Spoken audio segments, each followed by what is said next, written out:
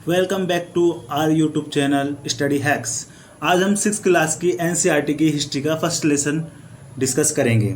First lesson का नाम है क्या, कब, कहाँ और कैसे। इतिहास के बारे में हमें जानना है तो हमें कुछ बातों का विशेष ध्यान रखना चाहिए कि घटना क्या थी, घटना कब हुई, घटना कहाँ पर हुई और घटना कैसे हुई। जब ही हमें इतिहास की संपूर्ण जानकारी प्राप्त हो सकती है।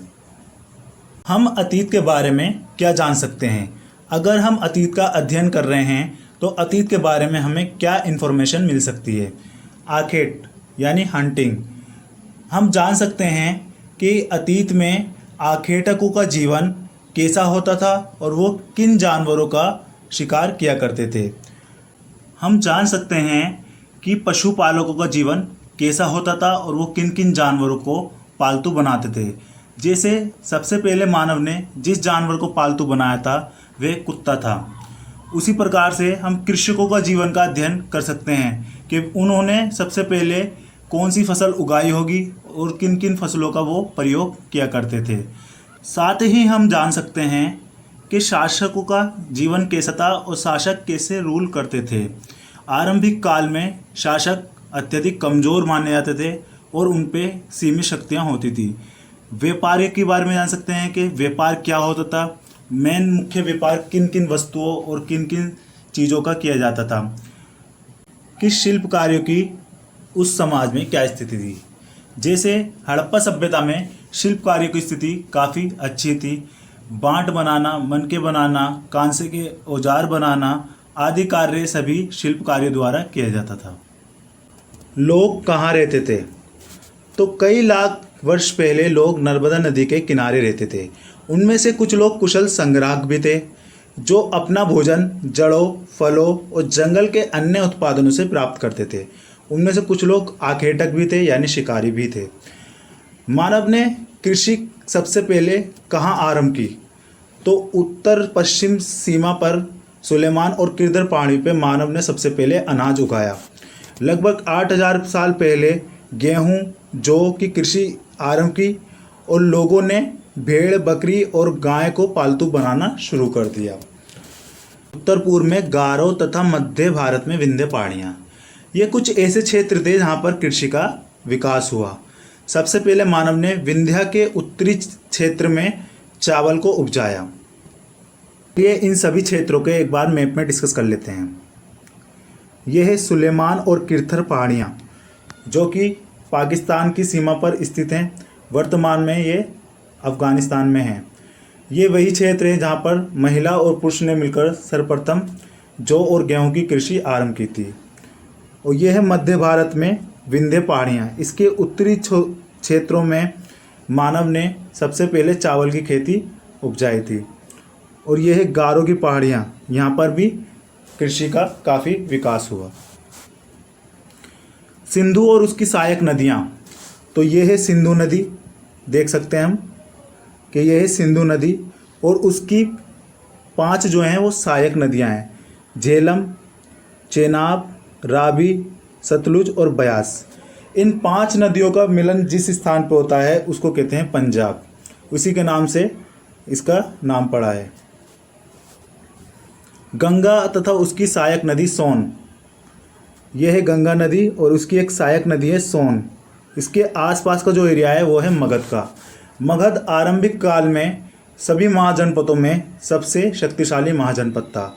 उसका कारण ये था कि कई सारी नदियां जो हैं वो पाटलिपुत्र में आकर मिलती हैं, जिससे पाटलिपुत्र एक व्यापारिक केंद्र बनता है और सभी जो मार्ग हैं वो पाटलिपुत्र से ही गुजरते हैं। तो इसलिए मगध जो है एक शक्तिशाली महाजनपद के रूप में उभरा था। देश के नाम, अपने देश के लिए भारत तथा इंडिया जैसे नामों का प्रयोग किया जाता है। इन नामों की उत्पत्ति कैसे हुई? इंडिया शब्द इंडस शब्द से निकला है जिसे संस्कृत भाषा में सिंधु कहते हैं। लगभग 250 ईसा पूर्व उत्तर पश्चिम से आने वाले यूनानियों और ईरानियों ने सिंधु को हिंदोस तथा इंदोस कहा और इस नदी के पूर्व स्थित भूमि को इंडिया कहा। तो इससे इसका नाम इंडिया रखा गया। भारत, भरत नाम का प्रयोग पश्चिम में रहने वाले एक जन समूह के लिए किया जाता था। इस जन समुदाय का उल्लेख ऋग्वेद में मिलता है। बाद में इसका प्रयोग देश के लिए भी किया जाने लगा। आखिर भरतजन कबीला कहाँ स्थित था? तो उत्तर पश्चिम सीमा प्रांत आज के पाकिस्तान में भरतजन स्थित था और कोई भी विदेशी यदि हमला करता था तो पहले भरतजन से ही उसे मुकाबला करना पड़ता था। धीरे धीरे ये कबीला इतना शक्तिशाली हो गया कि यहाँ की सभी भूमि के लिए भारत नाम का प्रयोग किया जाने लगा। हम अतीत के बारे में कैसे जान सकते हैं? पुरातत्वविद अतीत के बारे में जानने के लिए निम्नलिखित स्रोतों का प्रयोग करते हैं। उसमें है साहित्यिक स्रोत यानी लिटरेचर में पांडुलिपि की सबसे महत्वपूर्ण योगदान होता है। ये पुस्तक हाथ से लिखी होने के कारण इसे पांडुलिपि कहा जाता है। पांडुलिपि को मैन्युस्क्रिप्ट कहा जाता है, जो लैटिन भाषा के मैनु शब्द से निकला है, जिसका अर्थ है हाथ। पांडुलिपि ताड़पत्रों यानी प्लम लीफ, हिमाचल के जंगलों में उगने वाले भुर्च यानी बिर्च नामक पेड़ की छाल से विशेष प्रकार के तैयार भोजपत्र पर लिखी जाती है। ये पांडुलिपि मंदिर और विहारों में मिलती है। यह है पांडुलिपि। पांडुलिपि राजा और ब्राह्मण द्वारा विशेष अवसरों पर लिखवाई जाती थी। जैसे राजा ने अगर कोई क्षेत्र जीता है तो लिखवाई जाती थी, राजा का कोई आदेश है उसका पालन कराना है तो लिखी जाती थी, या फिर विशेष त्यौहार या फिर मेडिसिन्स, उनके लिए पांडुलिपि लिखवाई जाती थी। पुरातत्वविद की जानकारी के लिए अभिलेखों का सहारा लेते हैं। अभिलेख यानी इंस्क्रिप्शंस, ऐसे लेख जो पत्थर तथा धातु जैसी कठोर सतह पर उत्कीर्ण की गई हो यानी खोद कर लिखी गई हो, उसे अभिलेख कहते हैं। अभिलेख का प्रयोग राजा अपने आदेशों का पालन कराने के लिए किया करते थे।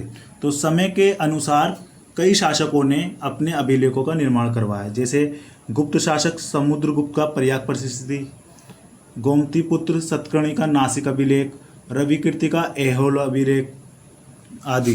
जैसे यह है अशोक का अभिलेख। तो अशोक का अभिलेख ये भी क्या है, कठोर सतह पर उकेरा हुआ है यानी खोद कर लिखा गया है। ये 2250 साल पुराना अशोक का अभिलेख है जो कि अफगानिस्तान से प्राप्त हुआ है। इस पर जो भाषा है वो यूनानी और सुमेरियन भाषा है। तीसरा जो सबसे महत्वपूर्ण इतिहास को जानने के लिए स्रोत है वो है पुरातत्व यानी आर्कोलॉजी।